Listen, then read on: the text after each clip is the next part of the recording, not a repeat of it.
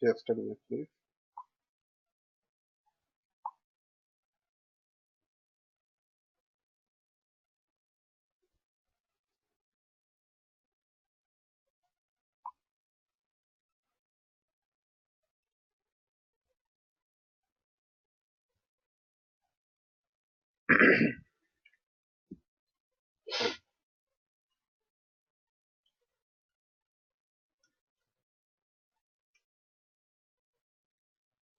So we'll talk about Angular framework.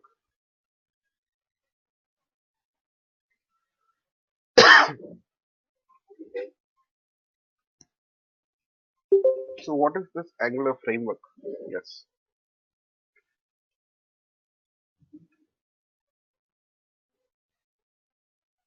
So whatever you know about Angular framework, yes, tell me.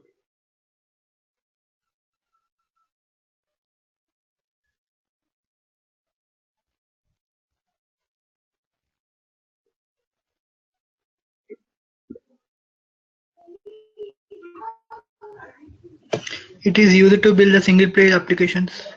It is used to build single page applications. Very good.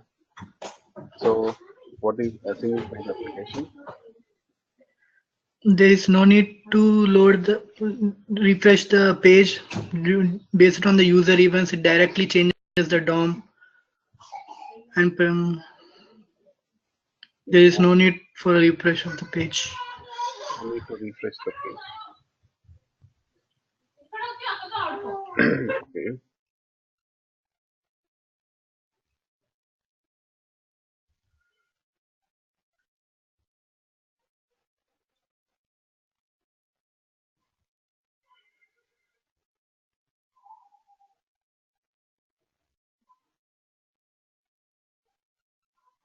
Yes.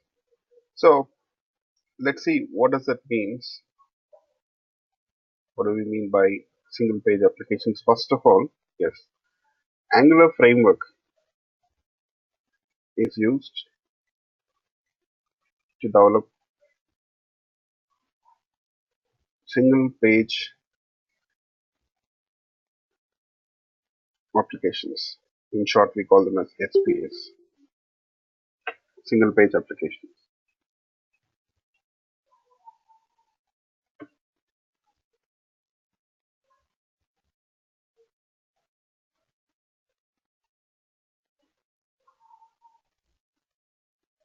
You'll find that I'm not sure how many of you people have noticed it. Most of the new web applications, okay, from last 2 3 years, I guess, or more than that, you'll find that they're all developed based on the single page applications itself. Yes, yeah, and they're all single page applications.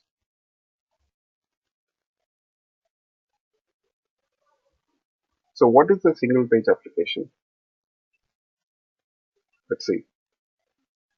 A single page application is a web application, no doubt about it. Okay, we are still talking about web applications here. A single page applications are web applications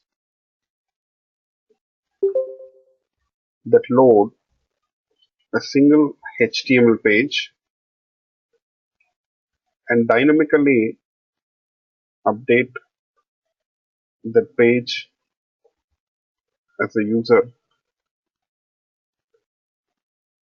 interacts with the application.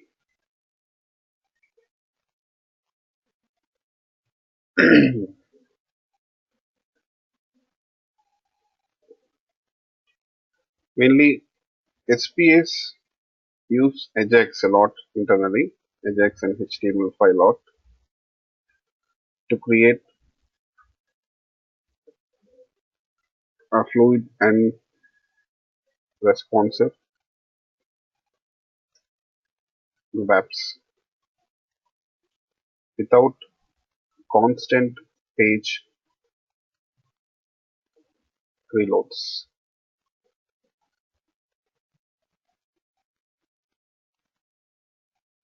So most of the work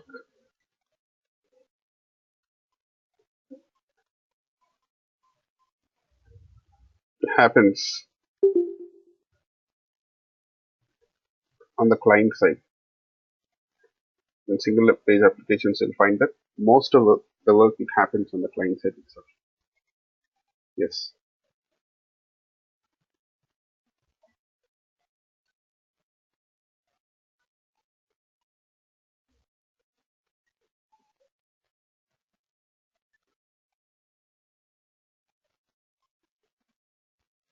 So yeah, you will find this definition in the online if you search for it. It's a very good one. It explains a lot of things here. So first of all, you see, single page applications are web applications that hold a single page. That entire application will have a page, a single page. In that page itself, that application content will be loaded and it will be dynamically updated as the user interacts with that page. It will be dynamically loaded as the user interacts with the page. Yes. Uh, Most of your shopping sites, they are basically based on single page applications itself. Let me check once here.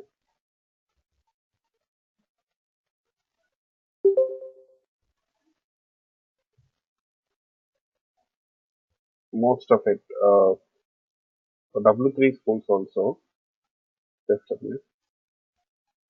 There are a lot of sites.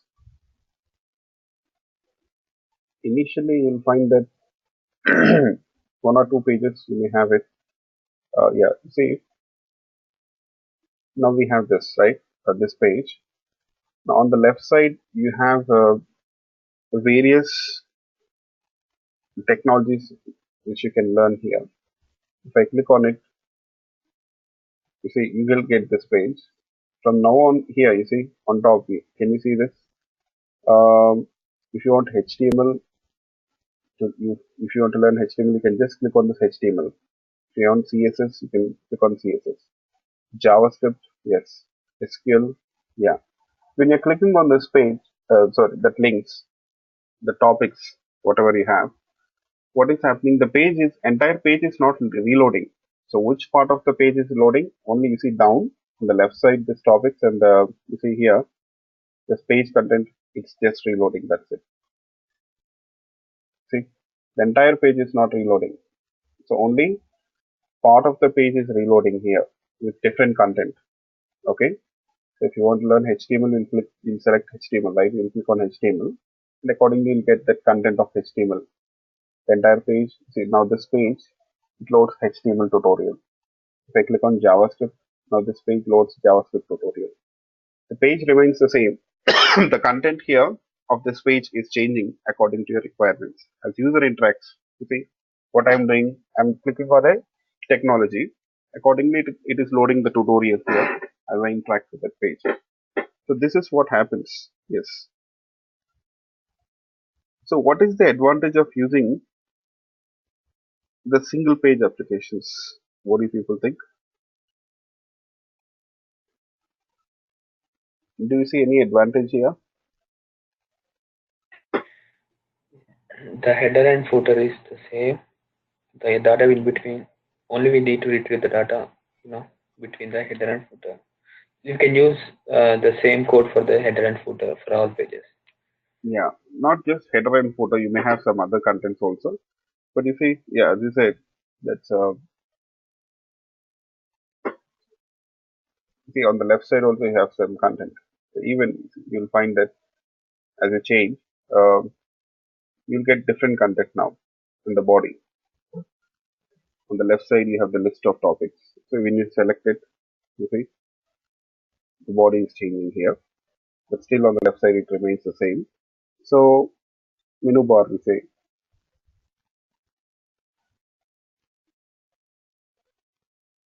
So previously, in case of traditional applications, every time you click on something, or if you want new content to be loaded, for example, if it is a traditional application, if I click on some other technology or some other topic, you see like HTML, you know what? This browser used to get all the data related to the HTML from the server and load it, load it in a new page. So we used to get a new page, not the same page.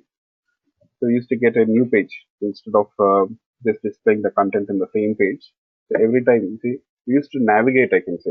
We got something called as navigation from one page to another page. To load, to present or to render different content, different pages were loaded.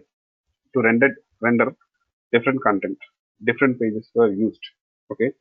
This way, in the web application, you'll find that you may have 100, if it is a typical a big application, you may have hundreds of pages also. So whenever user wants to check or trying to look for new content, you see accordingly a new page used to be loaded. Now you see that page loading, every time loading a new page has been avoided in case of you see in the single page applications. That is what the first thing which you can notice here. See, and most of the times how the browser will interact with that server for the new content. What do you people think? How the browser will request for the new content? It uses Ajax for that. It uses Ajax. Ajax calls. I hope you all remember Ajax. Yes. What is? Why do we use Ajax? Yes. You can get the data without reloading the page. Technically speaking, you say to make asynchronous calls, right? Yeah. And it helps us to, yes, what you said is right. It helps us to load the data, fetch the data from the server. It helps us to fetch the data from the server without page reloading, without page refreshments. You know, in the backend, the client or browser will place a request. It will make a synchronous call and gets the data from the server, and it loads that data dynamically or updates the data dynamically in this page here. Yes. So using Ajax, so we can place the request on the server for the data,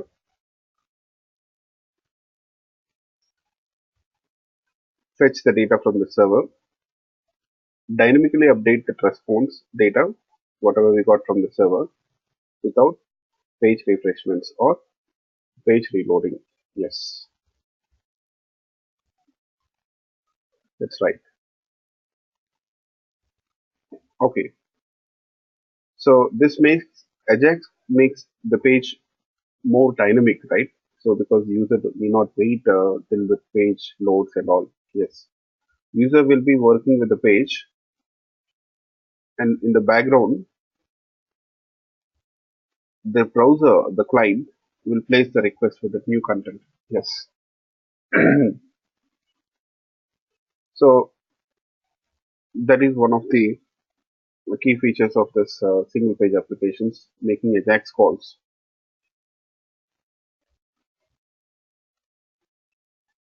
You see, SPS single page applications basically they use Ajax and HTML5 features to create a fluid and responsive web page, sorry, web app, without constant page reloads. Okay, yes. So most of the work on the client happens on the client side itself. Yes, you'll find that most of the work it happens on the client side. That is about single page applications. Yes. So Angular framework is popular for that. So for your information, there are various versions of Angular framework. Like you got Angular 1.x, we had Angular 2. Now the current version is Angular 4, which will be working with. We got Angular 5 also, I guess. Yeah. So now Angular 1, when it was initially introduced,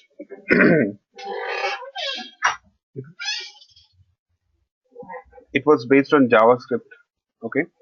I mean, the scripting language which was used here is JavaScript here. Yes, just a second.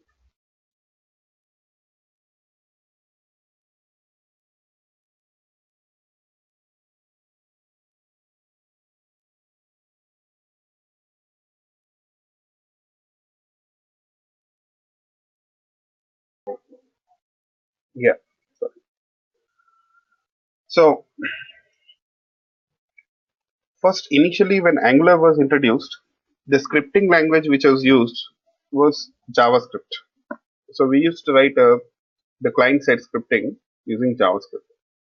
With the introduction of Angular 2, this framework was completely revamped. You'll find that there is a lot of difference between 1 and 2. In fact, they're different.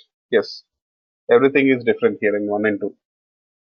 So it was completely revamped, I can say. You won't find anything, you won't find similarities between 1 and 2. Angular 2 is actually based on TypeScript. So the scripting language which is used in Angular 2 and in future versions, it is all TypeScript. TypeScript is also a scripting language similar to JavaScript, which adheres to ES6 features. ES6. Okay, ES6. ECMAScript.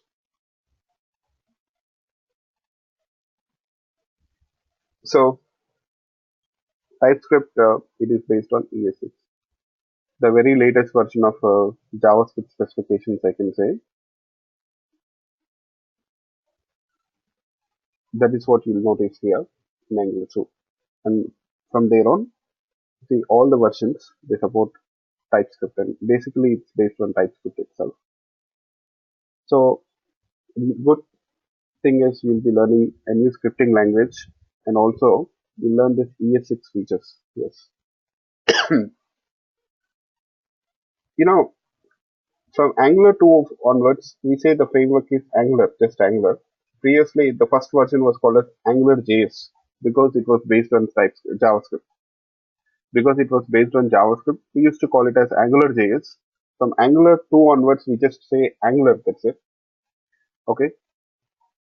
And it basically is based on TypeScript. Yes. So now let me just give you people a high level overview of this Angular framework. Okay.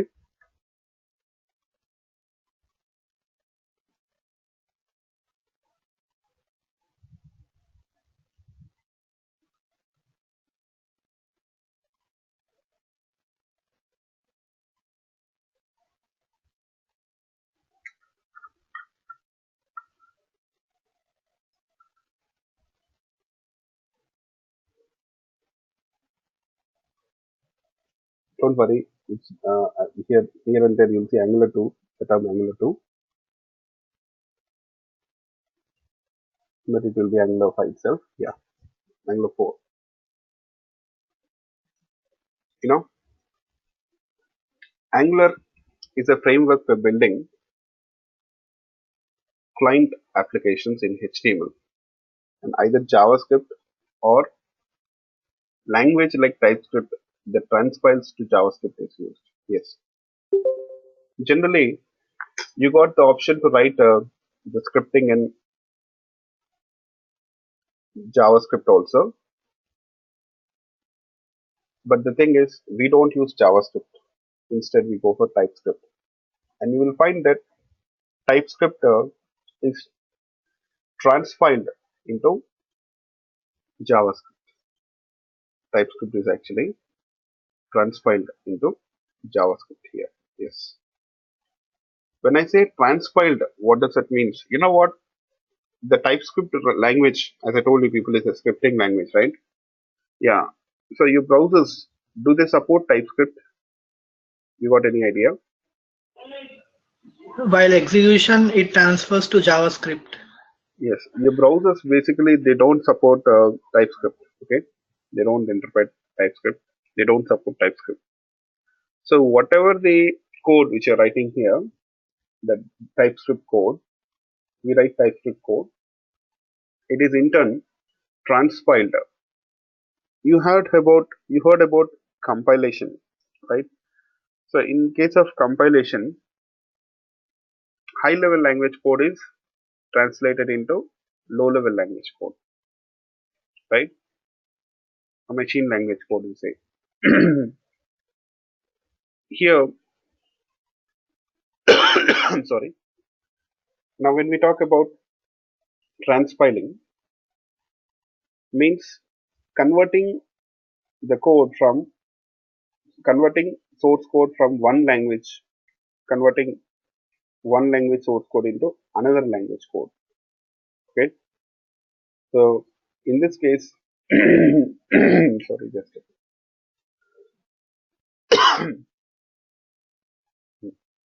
yeah. So what did I say? Converting one language code into another language code. In this case, TypeScript language code is transpiled into JavaScript code. Okay, just from language to another language to language conversion here. So that is what happens with transpiling. Transpiling means converting the TypeScript code to JavaScript code in this case. Okay, yes. Why the TypeScript code has to be transpiled or converted to JavaScript code? Because your browsers they don't support TypeScript straight away. You need JavaScript for that purpose. Okay, you need JavaScript for that purpose. That's the reason why that code has to be transpiled into JavaScript. Yes. Next, you see the framework consists of several libraries. In this Angular framework, you'll find that we got libraries. They will be JavaScript libraries itself. Some of them core and some optional. You know, right from the beginning of this UI development, front-end technology classes, I always used to say JavaScript is very powerful. You should never neglect JavaScript. Okay, so you see, JavaScript is everywhere. All the frameworks, most of the frameworks, you know, not most, every framework, front-end framework which you see, which you come across, will be JavaScript framework itself. You know, Angular is a front-end framework again. When I say front-end framework, what does that means? You saw frameworks in Java so far, right? Here, Angular framework, it's a front-end framework. What does that mean?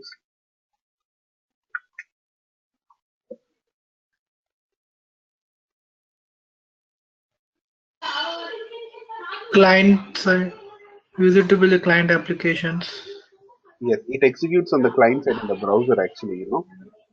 It executes on the client side in the browser. Angular framework executes in the browser, not on the server side. Okay, all of you remember this point.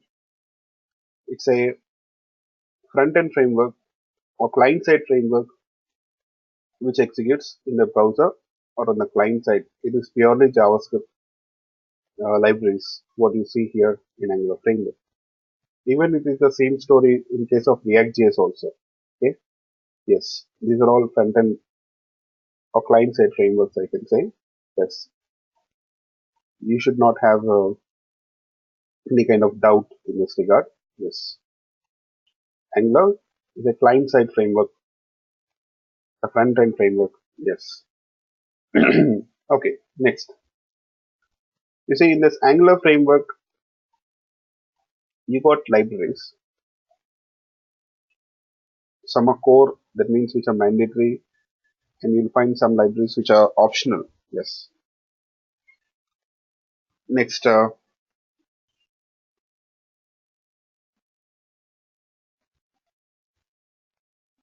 see, we write Angular applications by composing HTML templates with angularized markup, writing components, component class, to manage those templates, adding application logic in services, boxing components and services in modules, boxing components in services in modules. That means in Angular application you'll have HTML templates. Okay, what it indicates in Angular application you'll find HTML templates with angularized markup, writing components to manage those templates. We'll have components which helps us to manage that HTML templates. Components support templates. It helps us to manage templates, and you will add the logic if there is any logic which needs to be implemented, any functionalities, you'll add them to the services. You got something called as services. Applications logic will be in the services. Not only that, even backend interactions also, interacting with the backend, it is also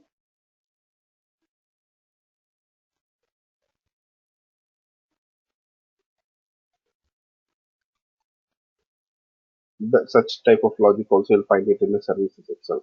Okay, yes. Boxing components and services into modules. Yes, basically what we do is we add everything to modules. Modules, they just, you can think of them as containers in which you have templates, components, services, everything. Yes, the module contains all those things.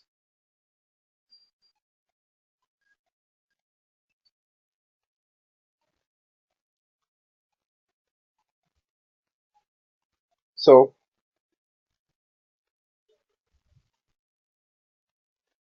these are the primary components, main things which you'll see, important things in Angular framework. Okay, so Angular is faster, more powerful and cleaner, easier to use compared to AngularJS. You know, AngularJS, as I told you people, it was based on JavaScript, whereas TypeScript is based on, sorry, AngularJS, that means the first version of Angular framework, it was based on JavaScript, um, which was again,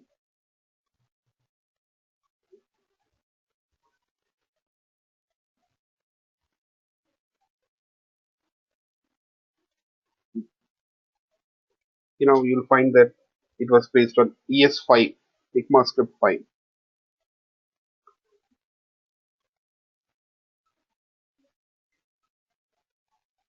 With TypeScript, you'll find that,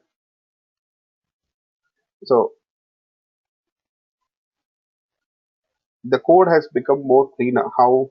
Because TypeScript is object oriented, you have classes ES6, it supports ES6.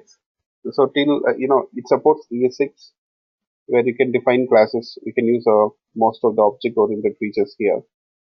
So this way you can write more cleaner code compared to the previous version of Angular. That is one of the things which you can notice, one difference between Angular JS and Angular frameworks. Okay, the old one and new one. Previously it was purely JavaScript based. So, but with the introduction of TypeScript, which follows ES6 standards, you'll find that we can define classes. So classes helps us write more cleaner code. Otherwise, we will always work with functions and all. Yes, in JavaScript, that is one of the differences which you'll see.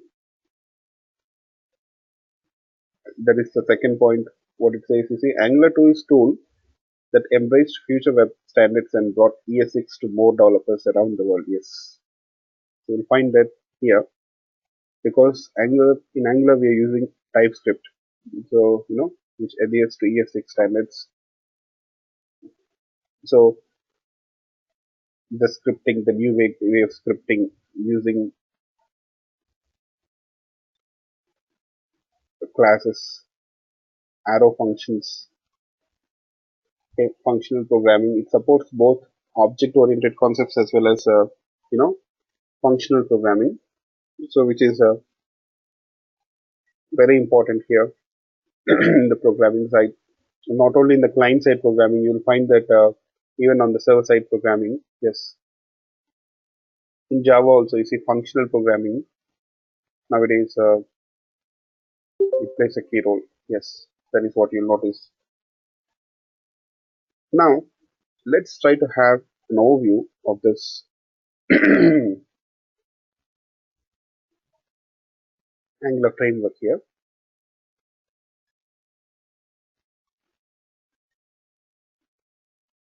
You see, as I told you people,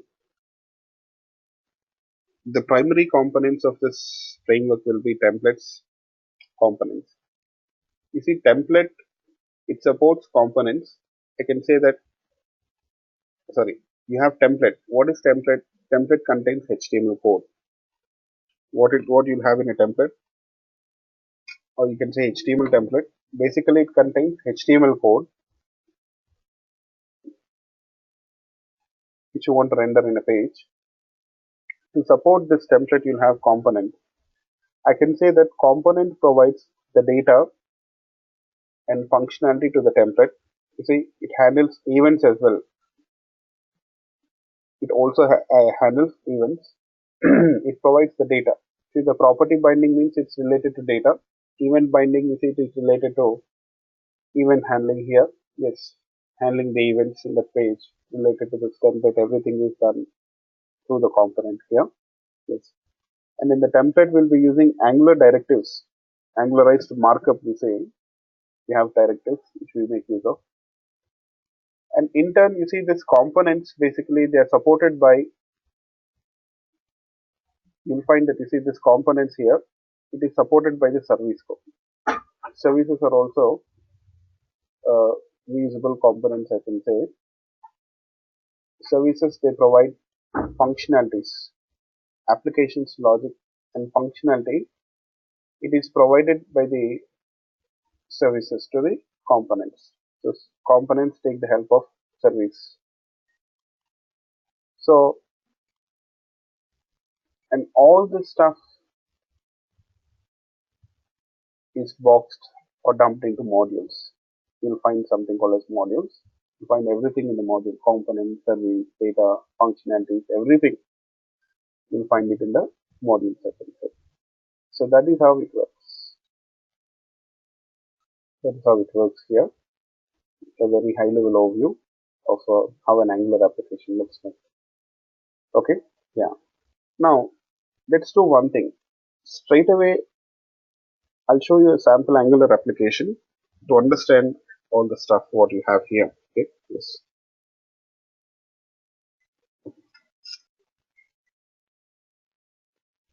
So initially,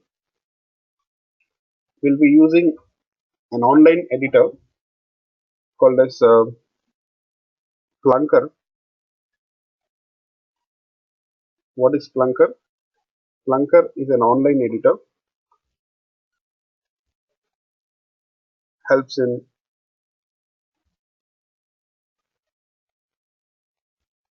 developing Angular applications. Now later on, I'll be using Visual Studio Code. We have something called as Visual Studio Code. This is an IDE from Microsoft, which helps us to develop Angular applications. And we'll be also using Angular CLI. Okay, we need a combination of both the Studio and the Angular CLI. Angular CLI means Angular Command Line Interface plus Visual Studio Code IDE. So these two things will help us. And additionally, we need Node.js npm. We need to install npm Node.js also, which provides something called as npm, which helps us in building this Angular applications. Yes, the project management and all. npm tool will help us, which is shipped with Node.js. So we don't use directly Node.js, but you'll find that Node.js is shipped with a tool called as NPM, okay, Node Packaging Manager, which is a tool which helps us in building these applications and all. Okay, so these are the things which we'll be working with. These are the tools which we need.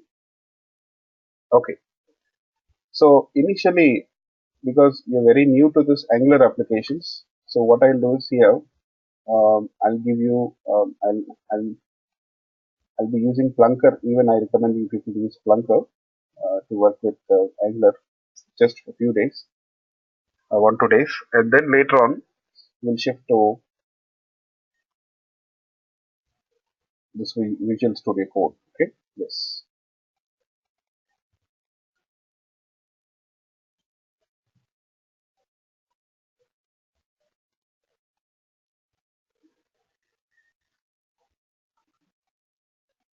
So this is a link for your Plunker, which helps you people to quickly write the Angular framework applications.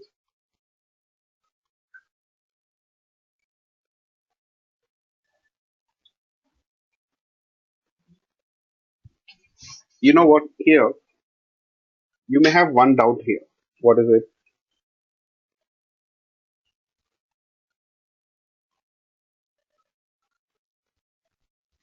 If we are working with this online editor, then how do we?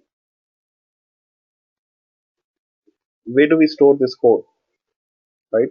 So whatever the code which you got, that project content, whatever the application code we have here, where we can store it to the local drive? No, you don't need to do that. You can take the help of GitHub. You know, this Plunker is neatly integrated with GitHub.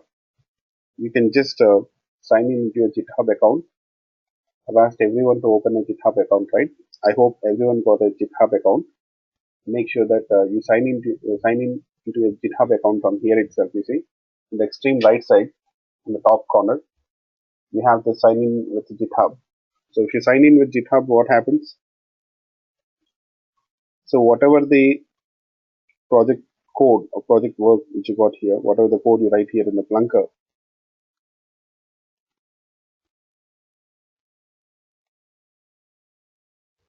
you'll find that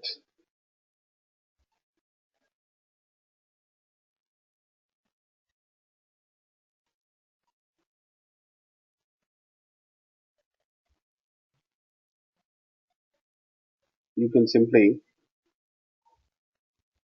store it into that GitHub. Okay, you can store it into GitHub. I can say yes. I'll just sign in.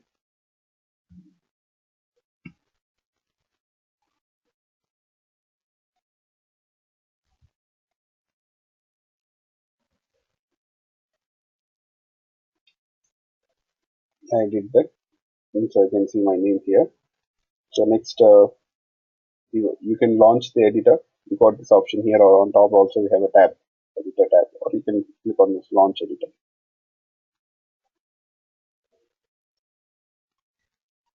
So this is how your ID looks like.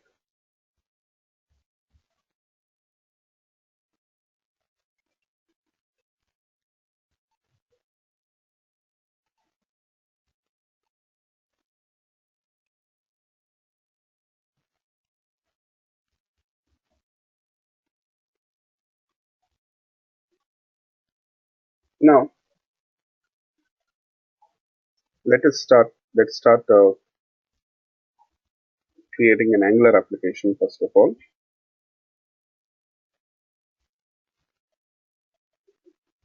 So what are you supposed to do here? To create this Angular application,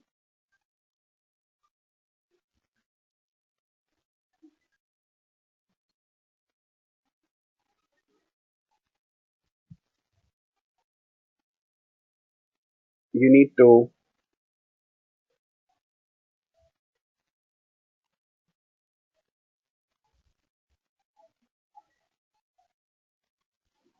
use this option. New button is there. If you can check this new, you see you can create different types of applications here. Angular applications. AngularJS is the first version of AngularJS. Angular React.js applications also, you can create them.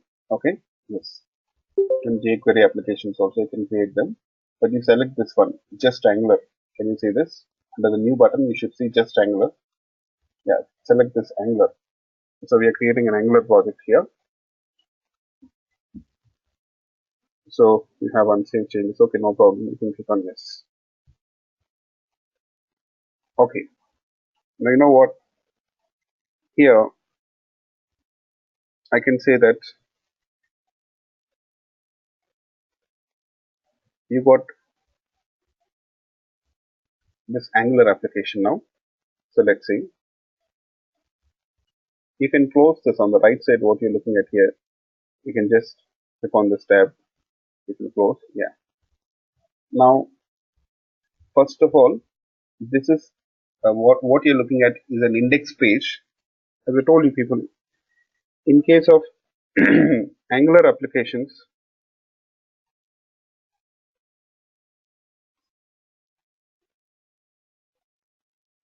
in case of Angular applications, we'll have a single page. That single page itself is used to load the content, right? Here, our that single page is this index page. Okay, all the applications content, web page content will be loaded here into this index page itself. So as user interacts with the page, this page content will change. Okay, this page content will change. This is the main page, index page here. Okay, yes. Next, don't worry about this import statements and all. I'll talk about it later. Next, here we'll go through something like you say on the left side. If you can check this, you can browse through the files. You have something called as app.ts. If you can check this, app.ts.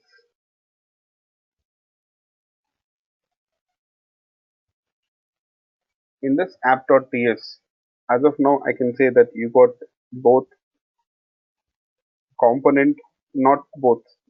You have component, template, as well as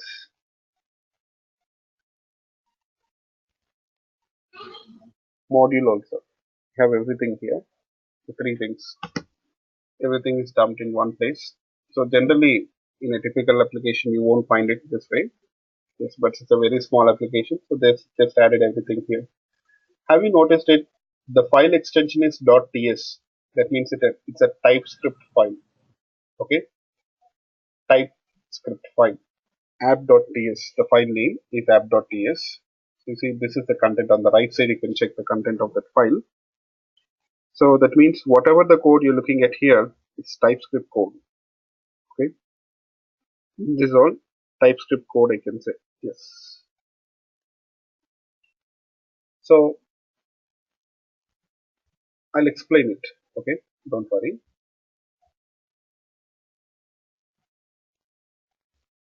Now, first of all, I'll copy this part of the code.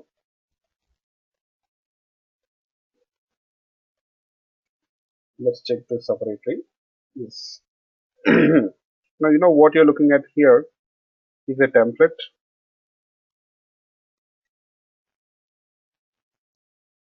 and the component associated to this template. You've got a component associated to this template here. Yes. So first of all, uh, let's check this code. You know what? Here, so what you're looking at is a TypeScript class which is based on ES6 standards. This is actually a TypeScript class which is based on ES6 standards. JavaScript also is supposed to support this type of classes. Yes. You know what? Here, this class, it looks strikingly close to Java class, right? Yes, it looks very similar to Java class. If you can check that. Yes. Here, except few changes. You see, we use export keyword so that this class is available in other modules also. Yes, you'll have modules here. So completely this Angular applications will be based on modules. Okay, modules you can think of them as, for time being, you can just think of them as packages in Java. The way we use packages to group classes, interfaces, enums, everything together, right? So similarly, to group uh, various components, similar components together, here we use modules, I can say. Now, if you want this class to be used in some other packet module also, you can just use this export keyword. Yes. Next, you know what? The declaration of variables. You'll find some difference. I'll be talking about TypeScript also. Don't worry. Okay. I'll teach you people TypeScript, which is based on ES6. That means you'll be learning ES6. Okay. Yes. In fact, fine. TypeScript, which is based on ES6. Yes. So you'll be learning ES6 features. So you see this variable declaration, name of string. First, unlike Java, the declaration will be quite opposite. In Java, what we do, first of all, we'll declare, first of all, we'll use data type. First, we'll specify the data type and then the variable name, right? First, we'll specify the data type and followed by the variable name. And now, between the data type and the variable name, you have a space. But here you see, first you'll see variable name and followed by the data type, variable name, which is followed by the data type, I can say.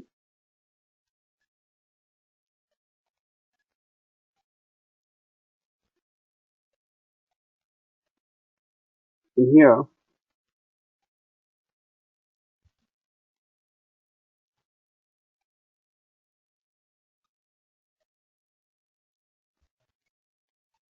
between the data type and variable, we got a colon. Okay, to separate the data type and the variable, we got a colon here. It's a name colon string. That means this variable called as name, the variable name is name itself, and it is of string type. That is what it indicates. Okay, yes. Next, another thing. Even here, we'll find constructors like Java classes. You will also find constructors here. There will be slight differences. You got constructor here. What is the difference? In Java, when we talk about a constructor, you'll find that the constructor name will be same as the class name in Java, right? But here in TypeScript, we use this keyword called as constructor. We use this keyword called as constructor.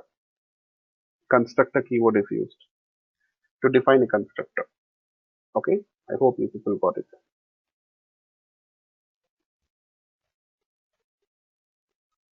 Next, what we are doing here in the constructor, we are initializing that variable. You see this dot name.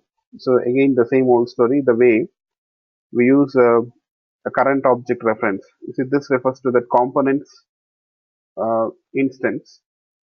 That component instance will have this property name. We are referring to that name. We are assigning this value. Angular version dot full. That means we are printing that version of Angular framework here. That is what we are doing. We are just assigning that Angular version to this variable name. That's it. So this is your component class. You see, that means what you can understand. When I say component in Angular framework, it is nothing but a TypeScript class. Okay, it's nothing but a TypeScript class, which will be annotated with component annotation. We'll see that also. Don't worry. But as of now, what we did here, is this clear? I mean, this class declaring variable constructor. Yes. Can I have yes from everyone? Is it clear for you people? Yes. Okay. So the next thing is here.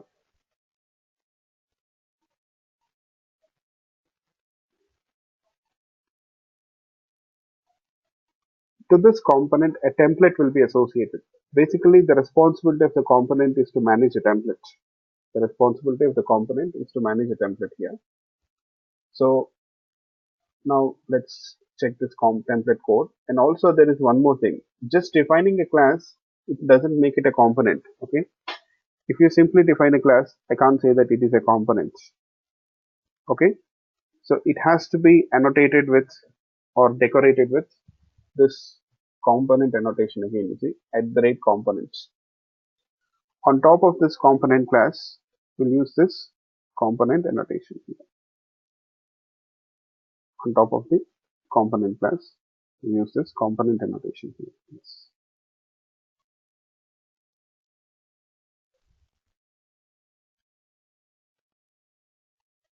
See, component. Don't worry about the selector, I'll talk about it later on. You have this template attribute here. You see, template.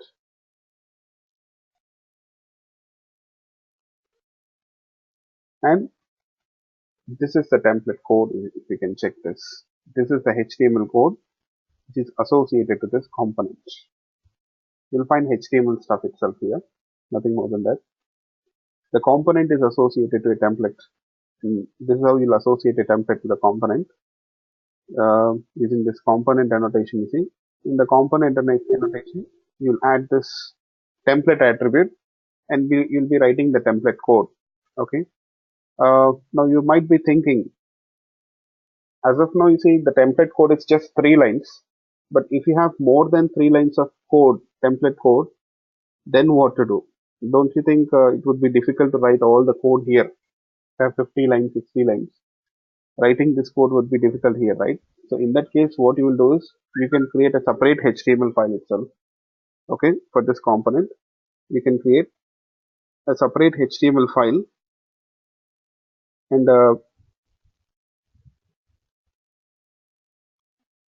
just a minute, please.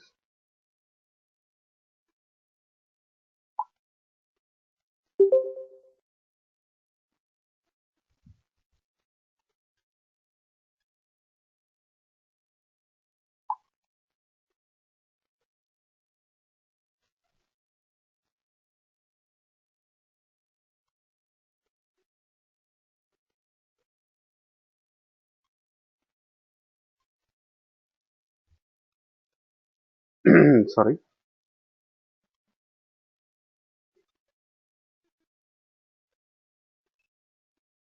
Yes.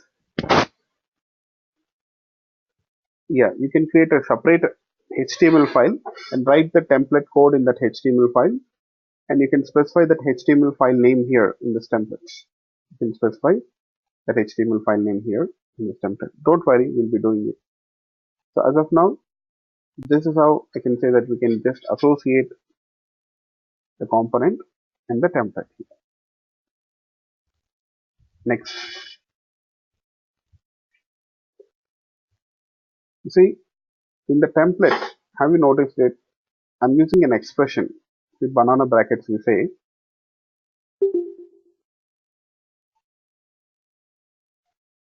we are reading something. What is it? Name. So where is this name property?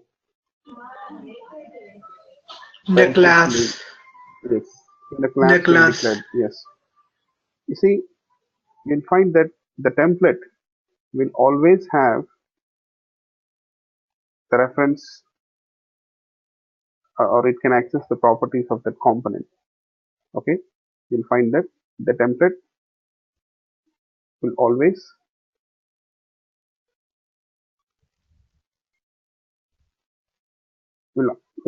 have access to the properties of the component.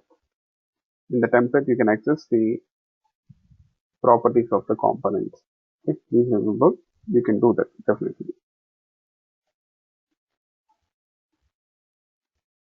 So, and this is how, using these expressions, you'll read that component property values. Yeah, as I told you people, component provides data and functionality to the template. Component actually, it provides data and functionality to the template. Yes, as of now, it's just providing data, that's it. As of now, It is just providing the data. Yes. That variable, it holds that name, that's it. Yes.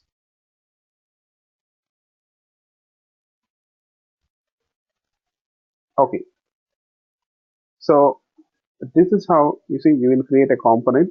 How to create a component? First of all, you have to define a class, TypeScript class, and then you have to annotate it with component annotation. In the component annotation, you'll configure the details about the template. Okay, you want to associate which template to this component, you'll provide the details about that template. So you can write the template code here, or you can write a separate file and you can associate that file here. That is also possible. What is the selector, by the way? The selector, it actually refers to that my app element selector. It actually refers to my app element in the index page. Okay, we go to the index page. Initially we saw this index page, right? In the index page, if we can check this line number 24, all of you.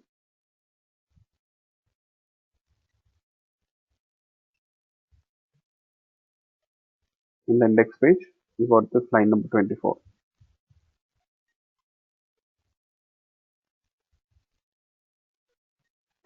See, my app element. It is an Angular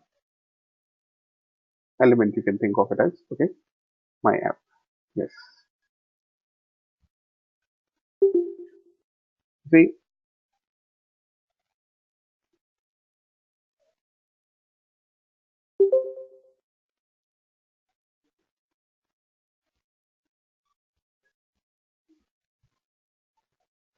in this my app element itself, we'll be adding that code here.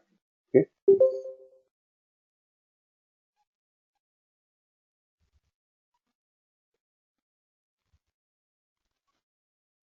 See, that means the template code will be loaded here. Whatever the template code which you got, it will be loaded here in this my app element. Okay, the template code will be loaded here in this my app element. Okay,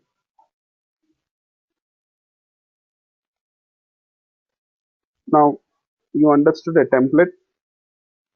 Any doubts regarding the template code? Just check this once and tell me if you have any issues or questions with regard to the template. Yes.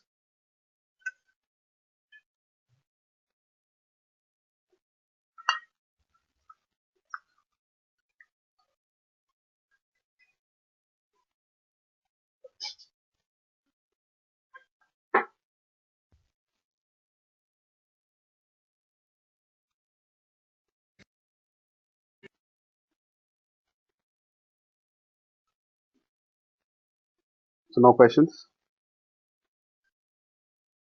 So I'll move on. Sir, how can we know that this name is related to the class, export class? Because these two are separate codes, right? They are not separate. That is what I said. They are associated. You know, as I told you, on top of this component class itself, you're configuring this template details, right? They're not separate. They're bound together here using the annotation component. We are saying by adding the template code here in the component file. See this file, it contains this Yeah. code, right? On top of this class itself, you have added this annotation. Okay. Okay. And in the component annotation, you provided the details about the template, which means this template and component class are associated. Okay. They're bound together. Got it? Yes, sir. They must be together, right? Every time? Either this way, as I told you, you can write the template code here associated to this component, or you can write a separate template file, HTML file, and give the name of the template file here. You'll see that Okay. later on. Okay.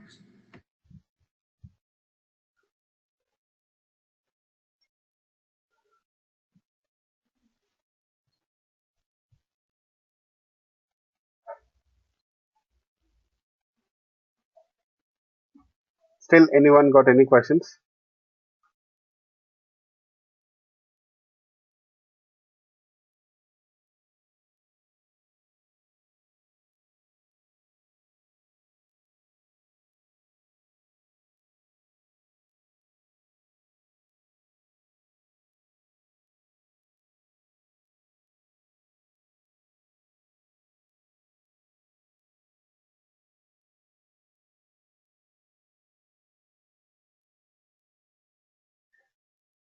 Okay, I hope you all got it, right? Still anyone got any questions?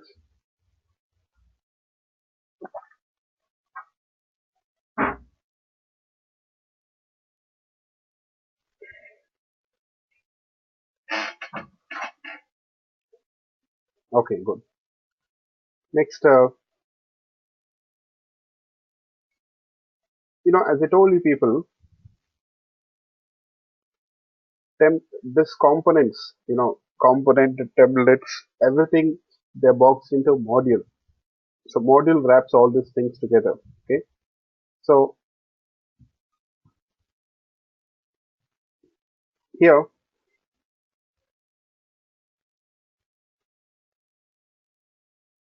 let's check this module code now. In the same file, you got module code also.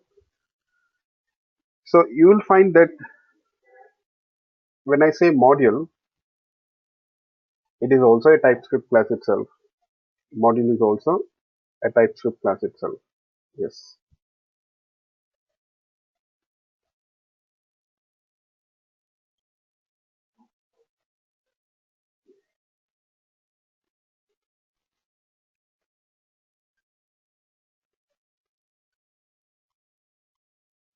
You see,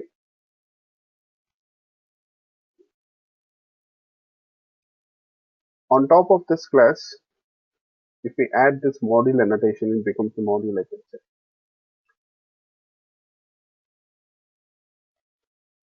And especially, I want you people to concentrate on this declarations and bootstrap.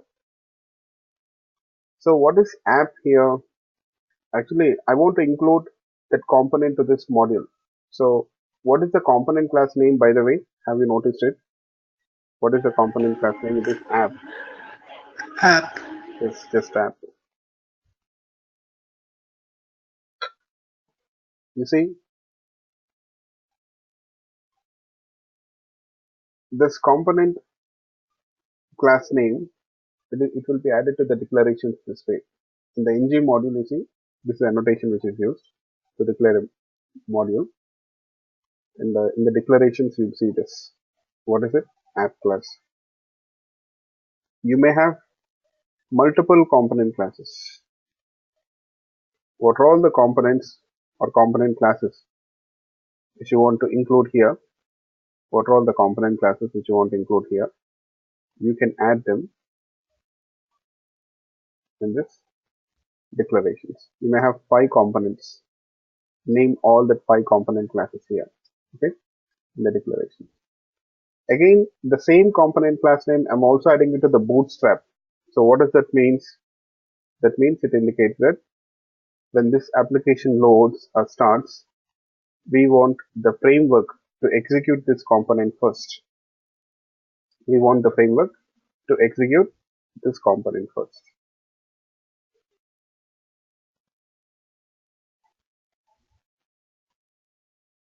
Okay.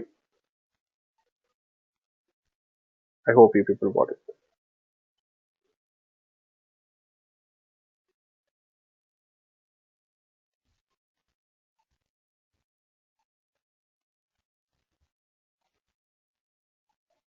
So this way we'll add it to the bootstrap. You see, we got some import statements. We'll also talk about it.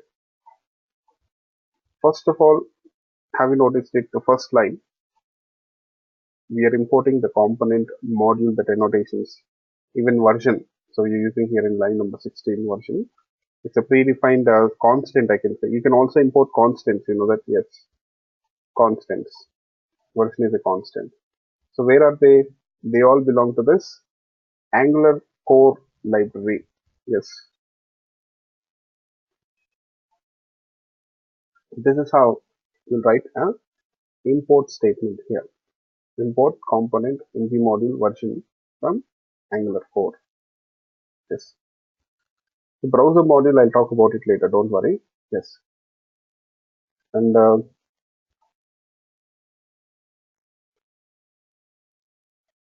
you see this component class details, we are adding them to this module. That's it. Okay. Next, you'll find that here you have something called as main.ts file. Main.ts file contains the code to bootstrap or load these modules. Okay, to load the modules, you'll find it. So have you noticed it? To load the module, we use this predefined object, something called as platform browser dynamic, which is from Angular itself. So we use this platform browser dynamic to load this modules. You see, platform dynamic, on the platform dynamic, you're calling this bootstrap module and passing that module name here. You see app module. So we are importing that app module from the file. You see, import app module from /app. So where is this app module? You see in that app.ts file. Have you noticed our module name? What is the module name? App module. So basically in that main.ts we are importing that module.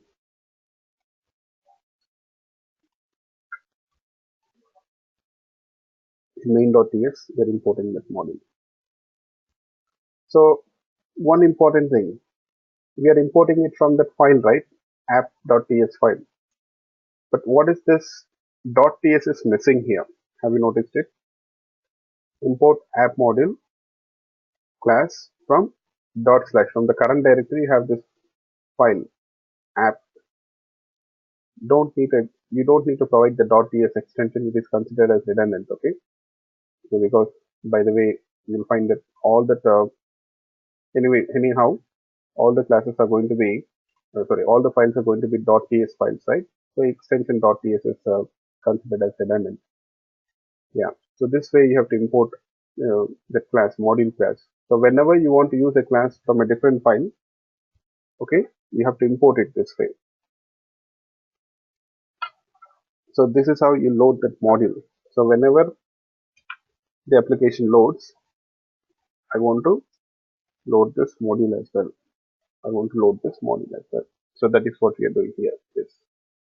Okay. So in turn, this main.ts file name, it will be specified.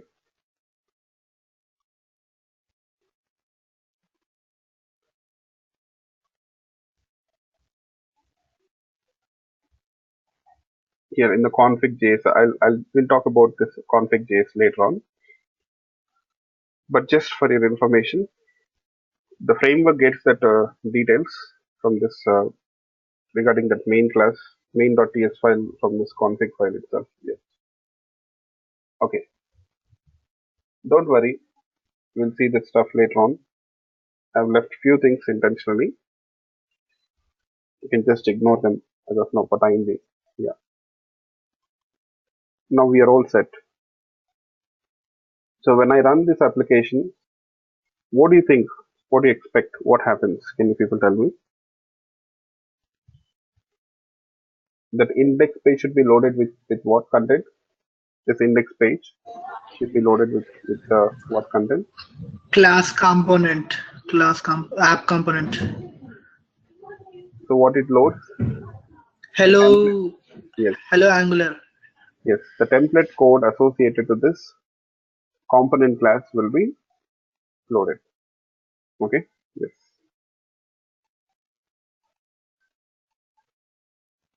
So that is what happens. So let's run this code. You got a run button if you can check this.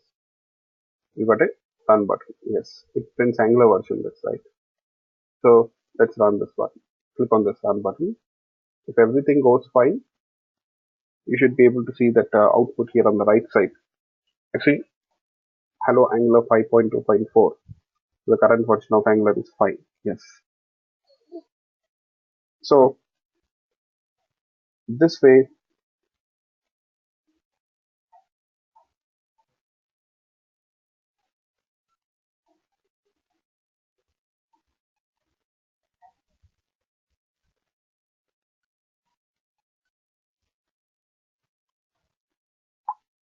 you see, you can write a very simple Angular application, and we can do few more changes here.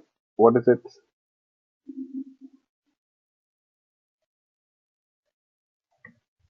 Actually, in general, you won't write that component code and the module code together this way. Okay, let's separate them. I'll show you how to separate them.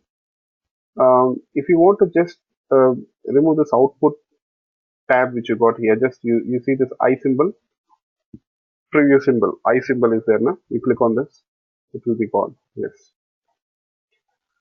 Now let's do one thing. We'll write a module in one file and component class in another file. Okay. Yes. Let's do that.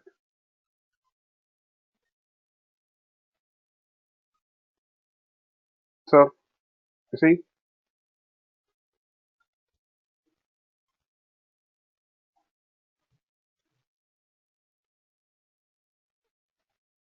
I'll do one thing in this app.ts file.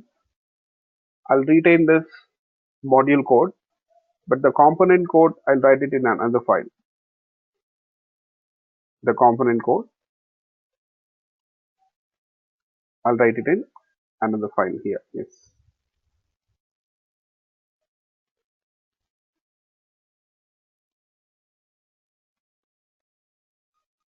Let's do that. I'm creating a new file. How to create a file here? You see, have you noticed it? This app.ts, main.ts, they belong to that app folder. Sorry, source folder, src folder. So to this src folder, now I'll add a new file, a TypeScript file here. And in that file, I will add that component class code.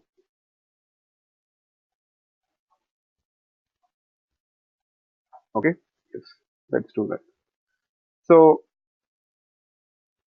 you got this option here. If you can check this down, new file, click on this new file, not the new button on top. On the left side, if you see under the source file, you should see this new file. Click on this new file, src slash,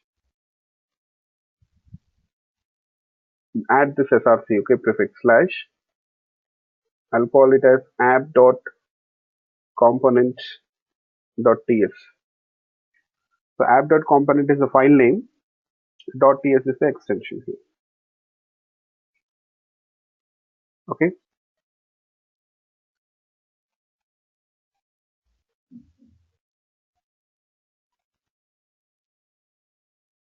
Now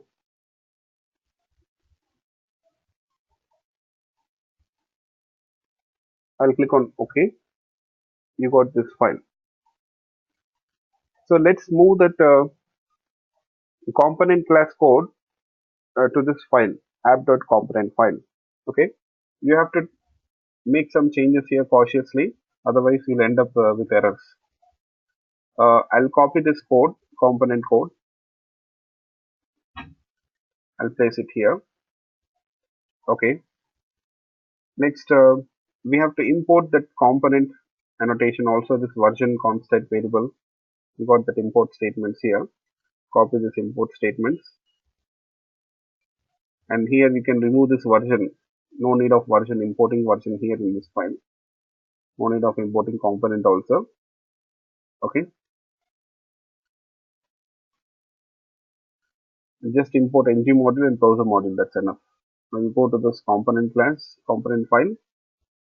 Here you can just remove module. Just import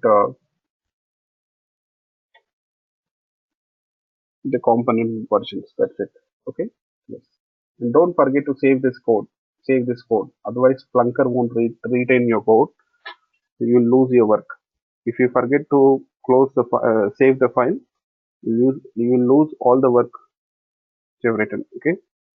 Be cautious.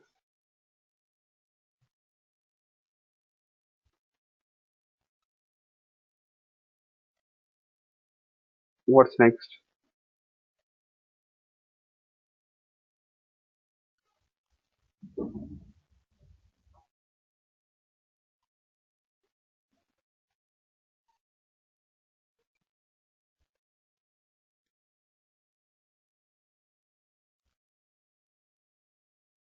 Next, do we need to make any changes to this module? Let me We see need what to you have register the component in the module. We need to register the component in the module. Sorry, what do you need to do? We need to register the component in the module, Okay, app how will you module. register it?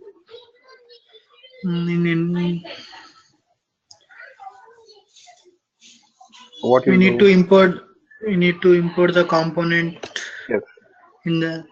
yes. You need to actually import that component class here.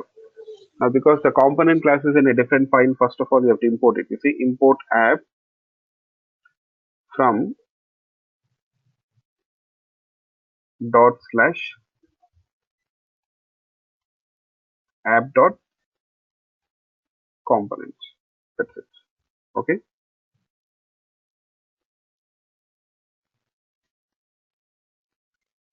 So from the component file, we'll import it. You see, don't add that extension dot .ts.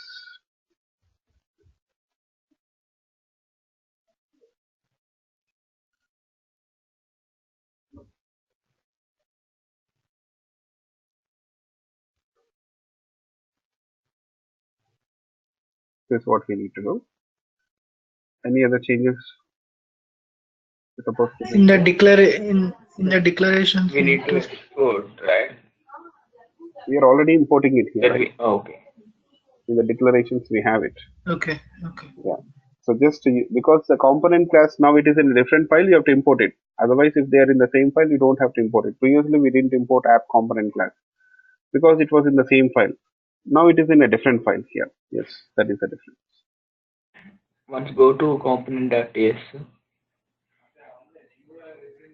Yes. Okay, okay. We have exported, right?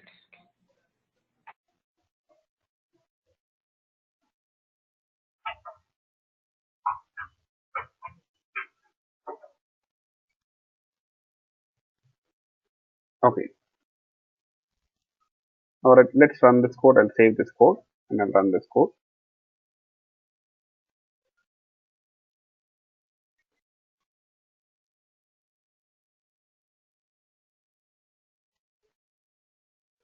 So you got the output here, the same output.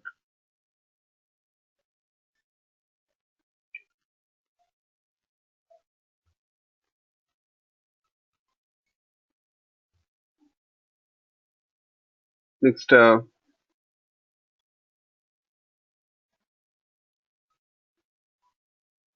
we can also separate this template code as I told you people. Let me also show you people how to do that. Okay. As of now, the template code is in the same file, right? So let's add this template code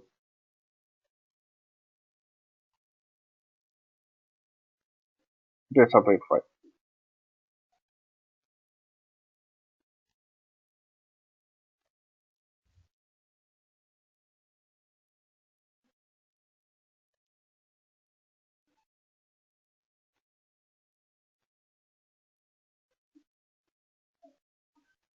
See, in the src folder itself, I'm adding it. Say app dot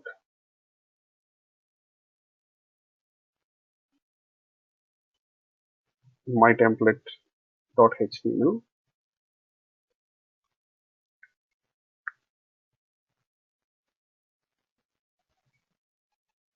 And you can just copy this template code.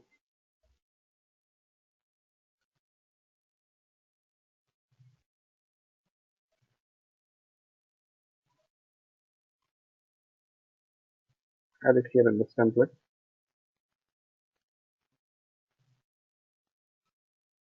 Now you go to that component class. Here you have to specify that file name.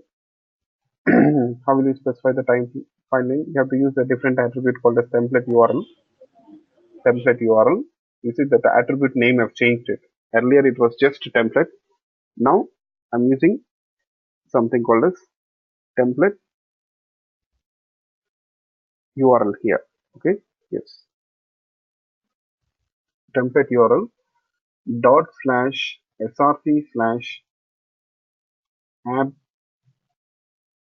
dot my template dot html. This time you have to also add that source folder details. Okay. Dot slash src slash app dot my template dot html.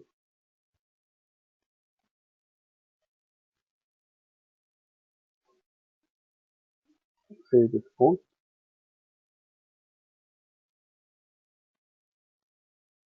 Okay.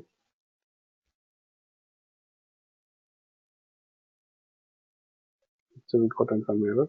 Just a minute.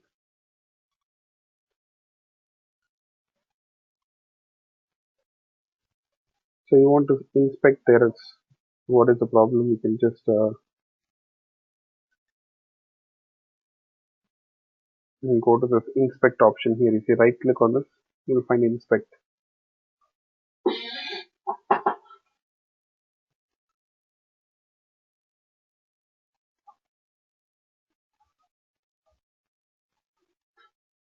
It will show you the errors. You check on this console tab what it says. No template specified for the component tab.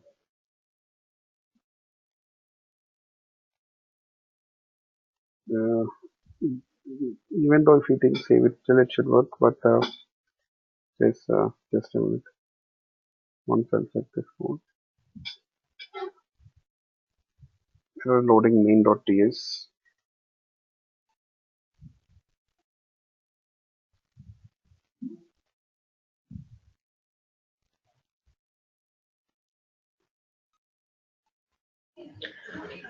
The template address were wrong. We need to remove the source from the URL. No, generally if you add the template code, you have to add it. No. Save one. Sorry.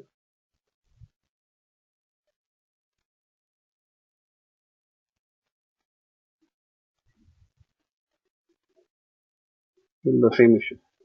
So you have to add it /src/app.template.html. So I guess the problem was with the editor itself. It should load just a minute. Let's see.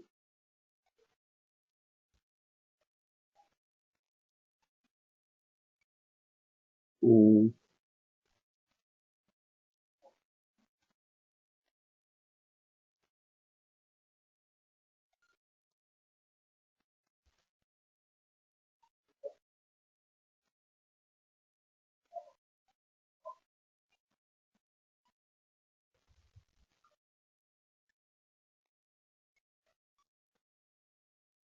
let me clear the console first of all.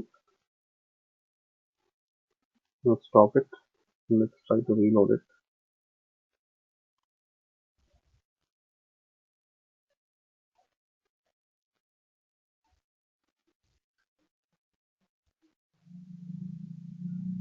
Okay, let's check this one.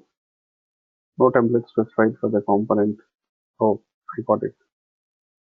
Sorry guys. Actually what I did is my typo, a mistake from my side. You know, the URL which I've typed here, only U should be in caps, RL in small case. Okay, RL in small case. Yeah.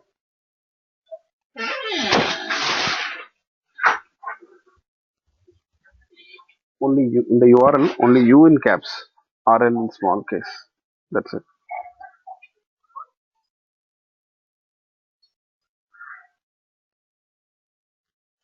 Yep, I got it. So you know what? Whenever we are specifying the template location, you have to add this src folder details. Okay. Otherwise, it won't load.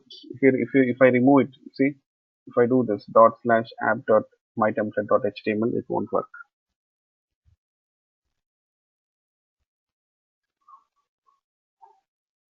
Yeah.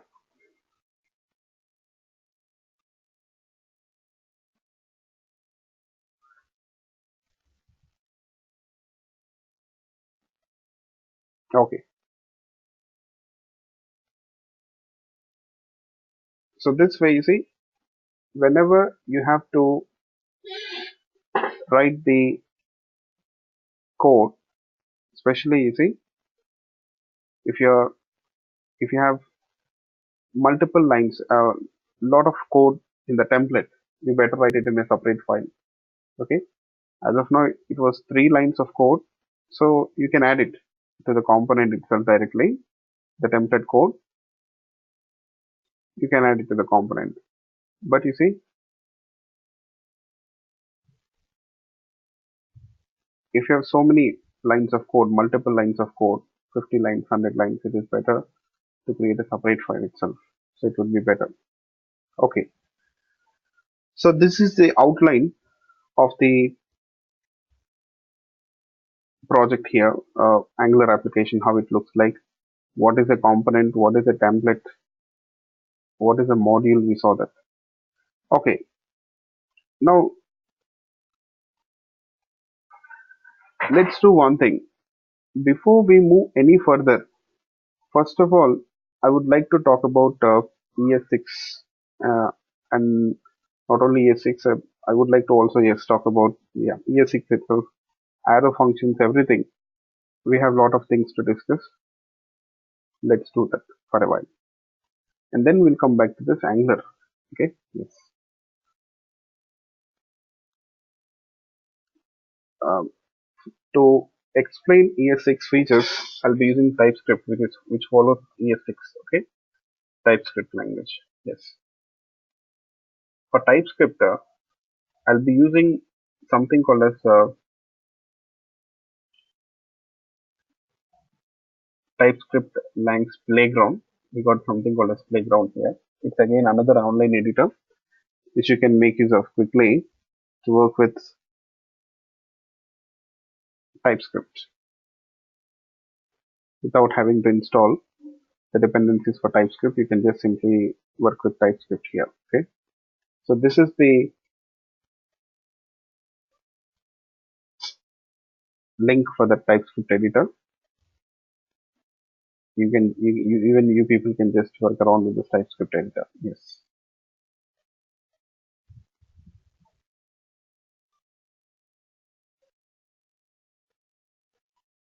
Okay.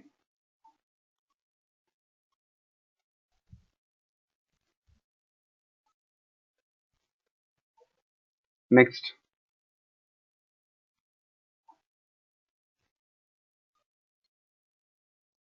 you got a sample example. As soon as you open this TypeScript editor, you'll find this example. Okay. Why to miss an opportunity to learn something? So just have a look at this code, TypeScript code. You see, on the left side, you have the TypeScript code. On the right side, you got the JavaScript code, how it is transpiled into JavaScript here. The same TypeScript code, it is actually transpiled into JavaScript code, I can say. Yes. So first of all, here, you see, you have a function called as, sorry, not a function. You got a class called as greeter class. In the greeter class, we got a variable called as greeting, and it is of type string. You see how we declare the variables here. Next, we got a constructor. If you can check this.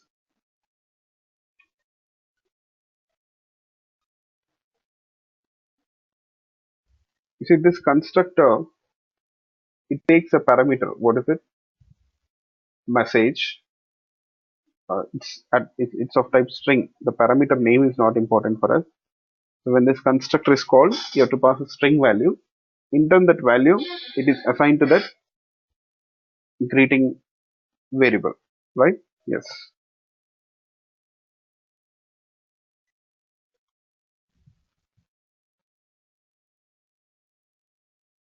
Here,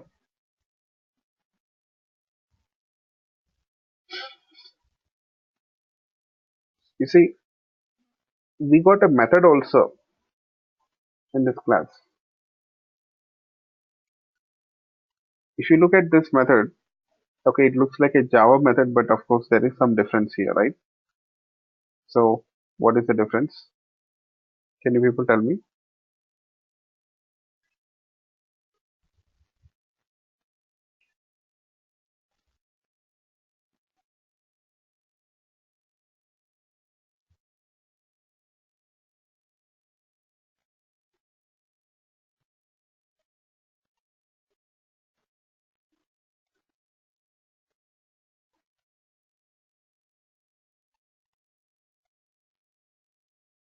What is the difference between a Java class and this type? Sorry, what is the difference between JavaScript method? Sorry, TypeScript method and Java method.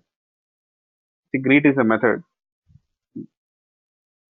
What is the difference between this method which you got here in the TypeScript class and the method in Java?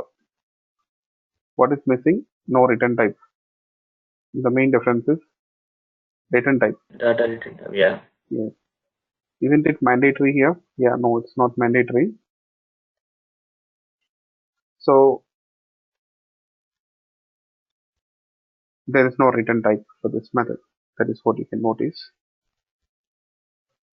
In Java, for the methods, you need to mandatorily specify the return type.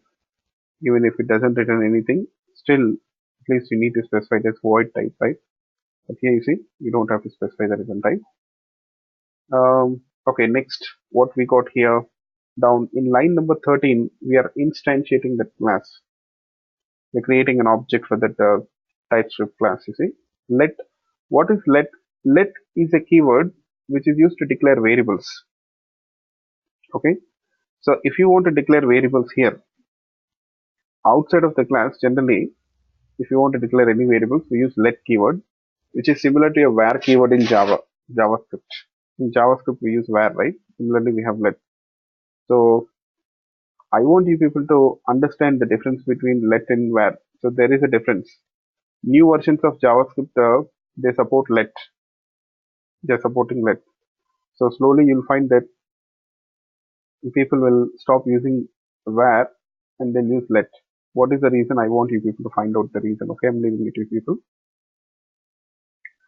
Next, we are creating an object, you see. I'm calling that constructor. One thing, have you noticed it?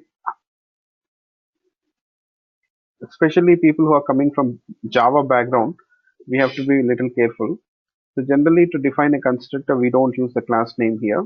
So we use this keyword constructor, right?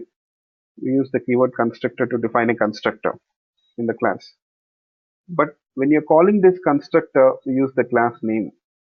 When calling the constructor, we use the class name.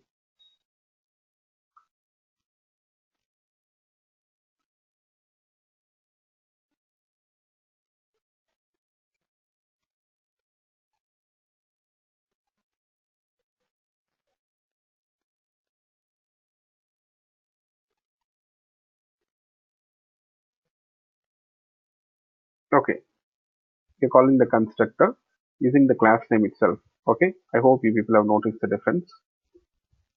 We are storing that reference. And one more thing, generally in Java, what we do is we to store that reference, that object reference, we use this reference variable of type class, right? But here we can just declare a variable.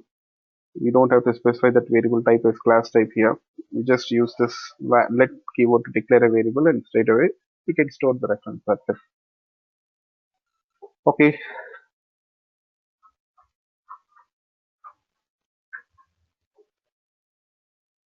So what's next? Here,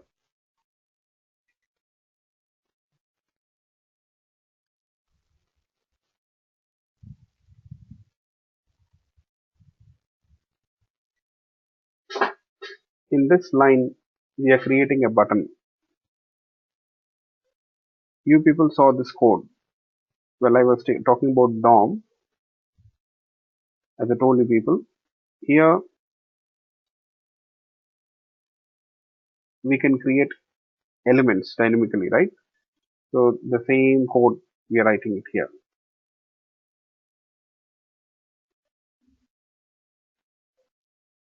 We are writing the same code here. Yes. So we are creating an element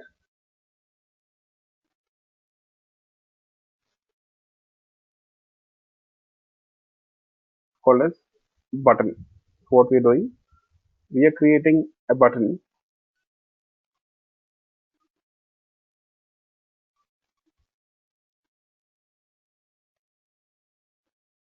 and the thing is, to that button we are adding some text content. If you can check this, you see, button, text content. We have a property called as text content in the button. So to that property, we are assigning this value, say hello, so that it will be displayed on that button. Okay.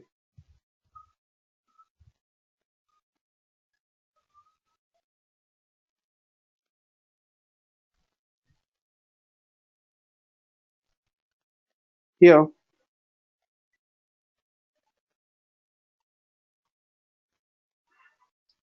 and the next thing is to this button, we are also associating our an event, on click event. Okay, we are associating an on click event here.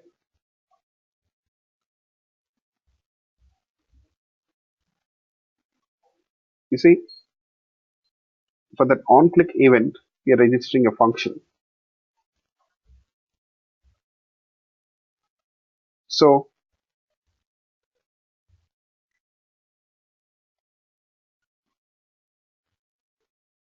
whenever the button is clicked, you'll find that an alert box will be displayed. And you see, in that alert box, we are calling, the content which is written by the greet method will be displayed. So you see, we are calling that greet method in that alert function. So whatever the content that greet method returns will be displayed in that alert box. That is what happens. Yes.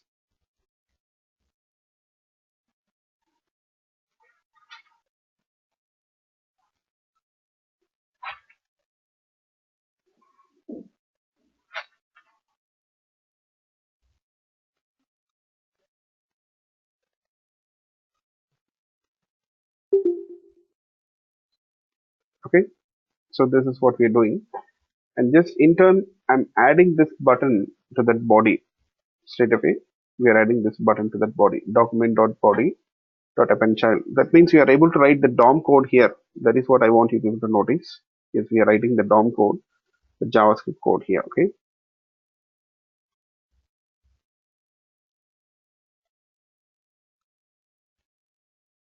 Next, yes. What else we have here? Let's see. That's it. So basically, when this, what happens? You see, this TypeScript code is actually translated into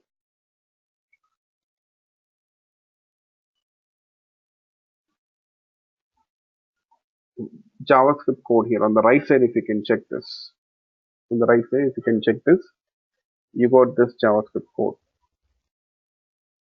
You got this code function greeter. It's a constructor function, uh, and see, you got this code on the right side. If you can check this.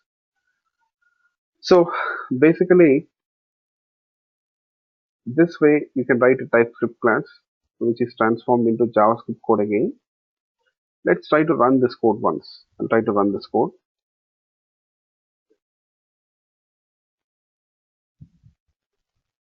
You see, got a button.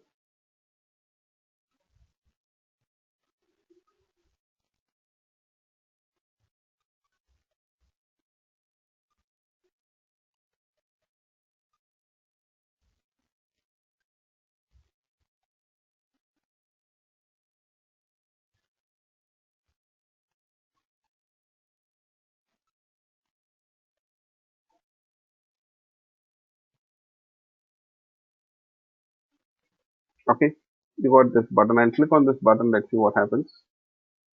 Yes, you got that alert function which is displaying the value which is written by the greet method.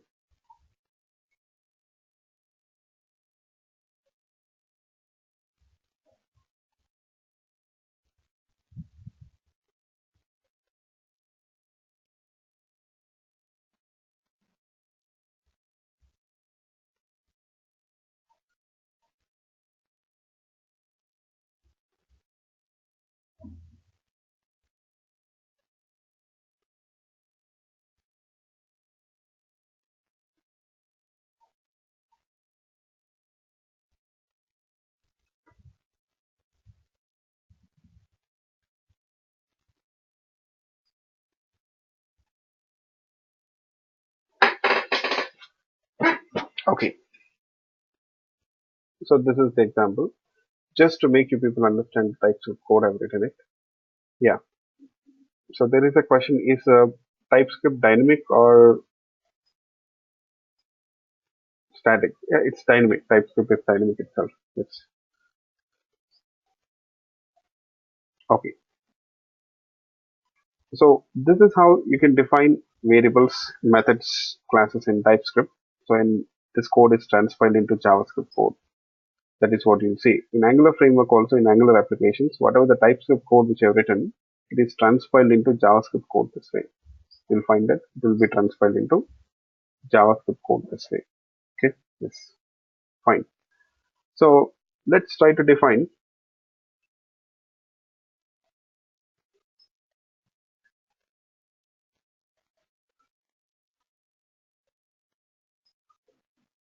a function here. Okay. Yes. Let's try to define a function. Let's see how functions look here in TypeScript. TypeScript is both functional programming. It supports functional programming as well as it is object oriented. Okay. So it supports functional programming as well as object oriented programming. Yes. You see, let's start with functional programming here. We can define a function in TypeScript this way. You see function something like this, add, I can just specify the variable names like x, y. Okay. And then you can do this, return x plus y. This function looks exactly similar to a JavaScript function, right? But yes, the similarity ends here. We'll see in the next example I'll show you. How will you call this function? It's pretty simple and straightforward. I can just I can do this. Add 10, 20. Yes, that's it. I'm calling alert box and displaying the content here. So let's try to run this code. You can get a page. Have you noticed that you got the alert box which is printing that value 30? Yes. Okay, as I told you, the similarity ends here. Now what we can do is we can specify the data types for this function. I want to make it a number. You see, in TypeScript you'll find that we have number data type, which is similar to your integer. Okay, these are the data types. We saw string, right? In small case you have to type in small case. String also you have typed in small case if you have noticed it. Yes. So how we are specifying the data type details, you see, especially Java programmers, first we'll specify the data type, then the variable name, right? But here it is quite opposite, as I told you people already. You see, now we got this variables, parameters, right? For this function, we have two parameters, x comma y.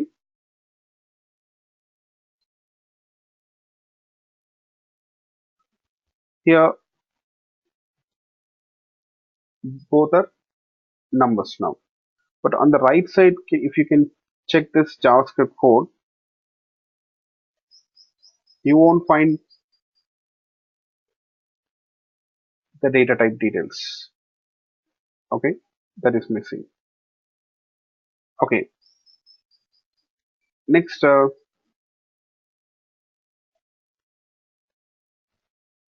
here we can also specify the return type. How will you specify the return type here? How to specify the return type, what to do? See, not the return type, this is how you'll specify it. Colon, number. Okay, here you'll specify the return type, not before the function name or function keyword. After the parameters list, you'll specify the return type. Now it indicates that this function, it returns a number. It indicates that this function returns a number. Very important, you'll be writing this kind of code in TypeScript. Okay, so you have to be comfortable with this type of syntax and all. You see, these are you'll specify the return type. You're going to get the same output here. So you can run this code. Yes, you got 30. Next, you know, the functions here in TypeScript, the parameters of these functions, you can make them optional also. Okay, optional parameters. For example, I'll do this. Sorry.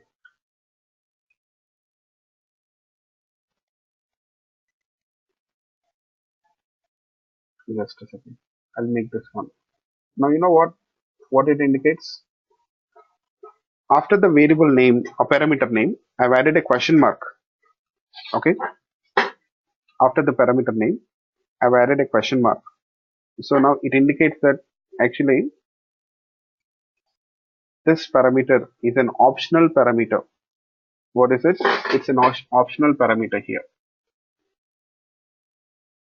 Optional parameter. Yes. Which one? Y. Y is optional parameter. That means you may or may not pass the value for that Y. Still it works. Okay. It is going to work here.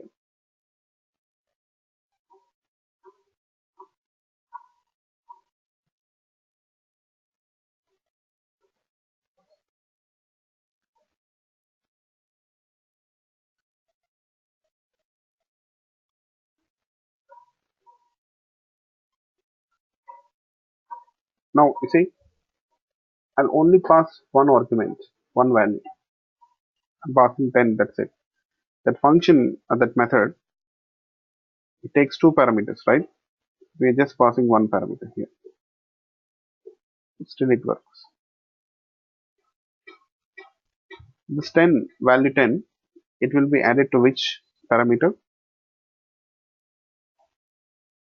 X or Y? This value will be assigned to X. X. The first X. parameter. Yes. So, but here you have to be cautious. What will be the value of Y now? What will be the value of Y if we don't assign any value? Null. Null. So let's try to print it. Okay. Let's try to print it.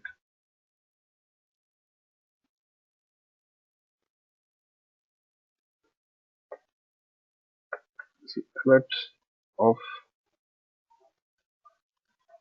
Y. Okay. See, it says undefined. You got undefined here.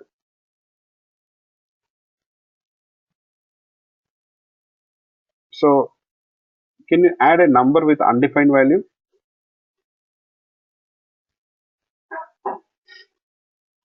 Can we add a No. number with No. undefined No. value? So we have to be careful. No. So first of all, you have to check this.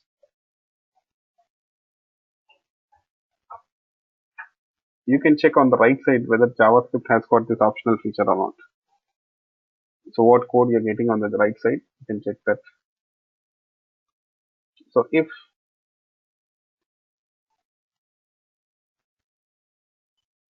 Y, that means if you got that Y value, then only will return X plus Y.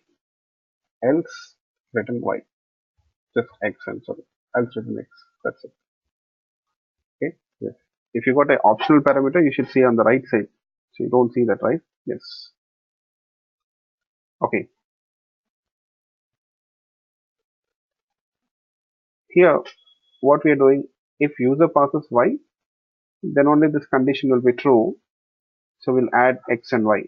Else we'll just return X. That's it. So you got 10 straight away. Yes. So if I pass value for Y also, then it should print 60 this time. You see, it print 60.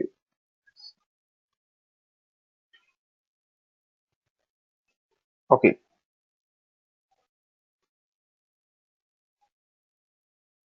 You know, if you have multiple parameters, in that case,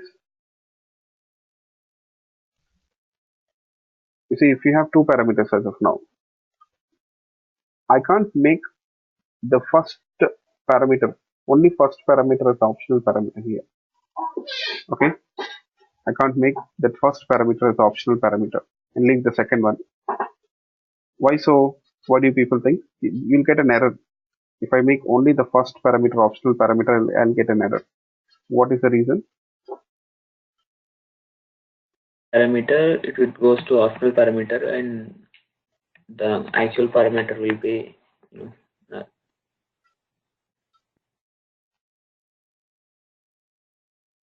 Yeah, because now it will be a kind of confusion or ambiguity. It will be a confusion or a kind of ambiguity. Why? Because you see, if I pass only one value, so this value should be assigned to which parameter? First one is optional now. Yes.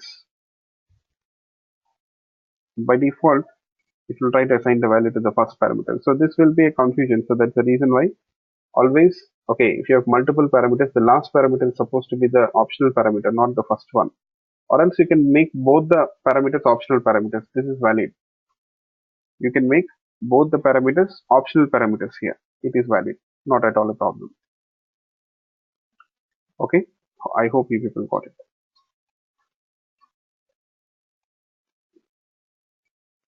Next, you see on the right side, you got the JavaScript code. So you won't see any optional parameters. I hope you people got it. Yes. Next, you have default initialized values also. Yes. Default initialized values.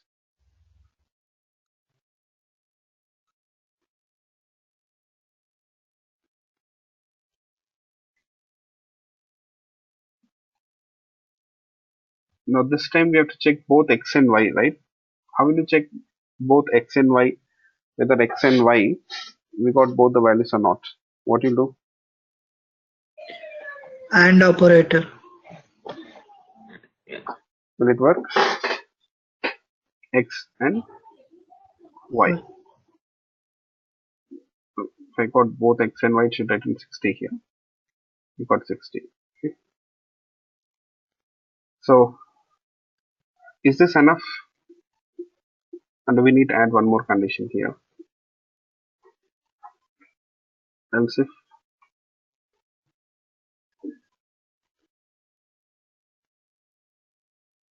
only y,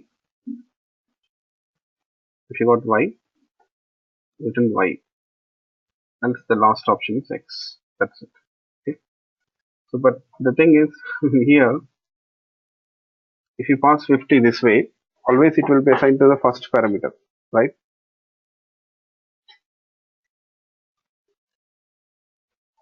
That y will be undefined. The value of y will be undefined here.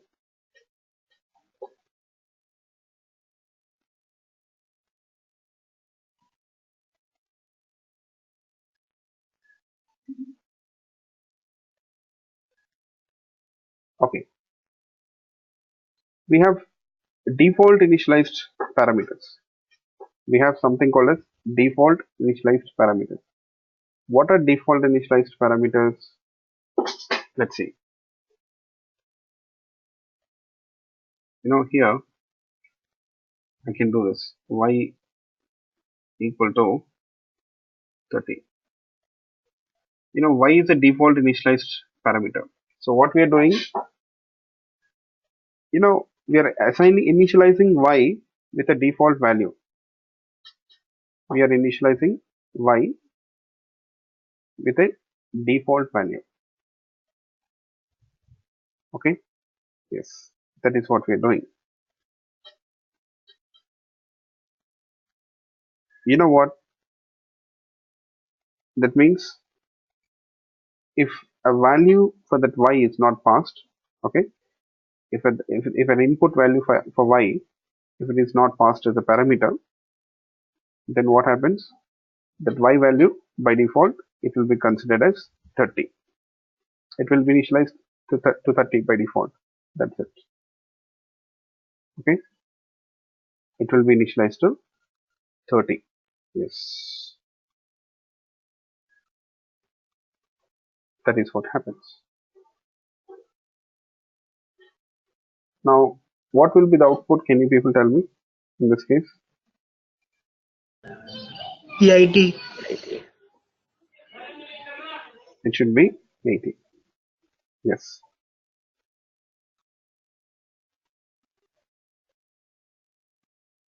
Let's see. I'm not passing the value for y. We're just passing it for x. So if you pass only one value, by default it is assigned to x. Y value, it won't be undefined this time. It will be 30. Yes. You'll get this 80 here. Yes.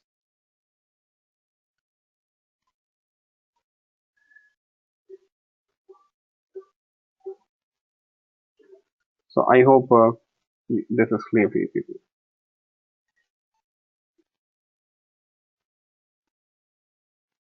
So these are default initialized parameters. You can make all the parameters default initialized parameters. If you want, you can make it first one, second one. There won't be any issues. Okay. This is how you'll declare default initialized parameters. Yes. Okay. Next we have various other things also.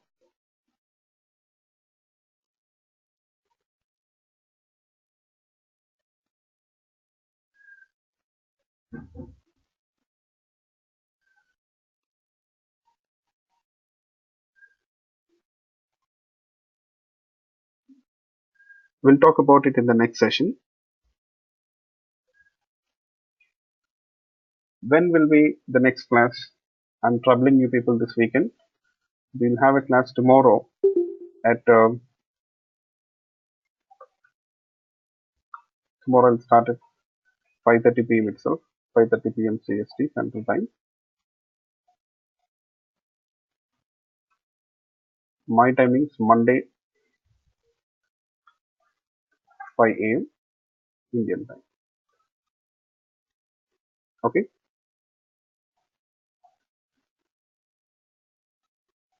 So we'll be having this class, Angular class. Please use the same meeting link to join the class tomorrow as well. Use the same meeting link tomorrow as well. Yes. We have Java class on tomorrow morning. No. Only class is Angular class tomorrow. That's it. All of you, for everyone, there's just one class tomorrow, that is Angular class. Okay. I'll be talking about very important features of TypeScript. I'll talk about interfaces in TypeScript. Very, very important. So I'll talk about arrow functions tomorrow. Arrow functions and interfaces which are used for type safety or type checking, I can say. We'll be using interfaces widely in TypeScript. Even in Angular, we'll be using them widely. So this will be the building blocks for you people to work with Angular script, scripting in Angular framework. So for first 1 hour or so, I'll talk about it, and next couple of hours, I'll be talking about the Angular framework. I need just 1 more hour to talk about this arrow functions, interfaces. Classes, we'll be discussing about it while we use them. Already we saw that, right? The syntax of class and all, that is how it looks like. So, and already you're familiar with it. But when it comes to interface, there is some difference between interfaces and Java. I mean, you have some additional features here, I can say. We can you use the interfaces the same way as we do in Java, but additionally you find some more features here. Okay, fine. So that's all. Let's meet tomorrow and we'll continue our discussion. Thank you all. Bye bye.